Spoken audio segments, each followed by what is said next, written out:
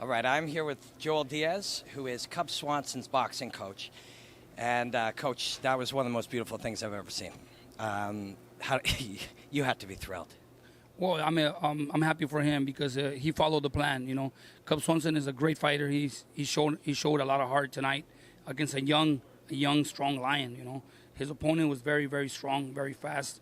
But tonight was a different kind of night. You know, we talked to Cub. We prepared him physically, mentally, to the point where he's got the potential. He's just gonna have to believe in himself and let go of his punches and always be in control. And that's what he did. The fight started in the first round, and he was moving backwards. We noticed that it wasn't going to be the fight for him, so he needed to apply the pressure. When I saw through my experience that, making him go back, that was going to be it. That's why Cub had to push the fight forward. It really was beautiful. I was talking to him a fair bit leading up to the fight, and there was a couple of things in particular. We know that Dooho Choi's right hand is a laser.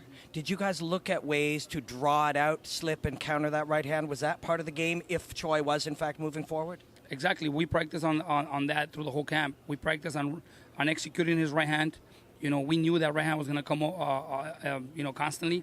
So it was just a matter of not staying in the same spot, moving to the left, moving to the right, not being a sitting duck, and that's what he did.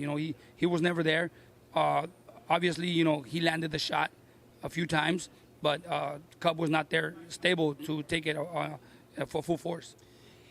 When you watch or you're a part of a fight like that, on some level as a coach, you want to see a guy go out, not get touched up, execute clean. But when you see that much emotion and beauty and spirit and art in the way that Cub fights, as a coach, how do you stay focused instead of just getting super excited in the moment? It's not that difficult because I already know him. I already know Cub Swanson when, I've been working with Cub Swanson for almost 9 years. So I know that in the point of a fight where he feels he's dominating, he loosens up and he has fun at points. But he needs to be very careful at times. And tonight, he was very cautious early in the first round, second round. And as we all saw when he started dominating the fight in the third round, started landing those heavy shots. Then he felt like, okay, I got this fight. I feel like I'm already winning. So then you have a little bit of fun. In the motion, back and forth, we know, and it's part of the game because it's MMA.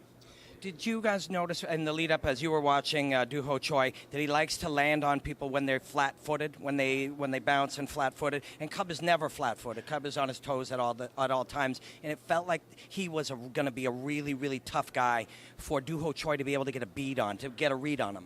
That was the main part of the strategy. Never stay flat-footed. Always moving. Left, right, in and out. Never be one-dimensional. And that's what Cub did. He worked great on angles, stepping in and out, feigning, oftenly keeping Dooho Choi in always in a tense mode. Coach, that was a beautiful fight, and you guys should all be very proud of it. It was one of the greatest fights we've ever seen. Thank you. Appreciate it.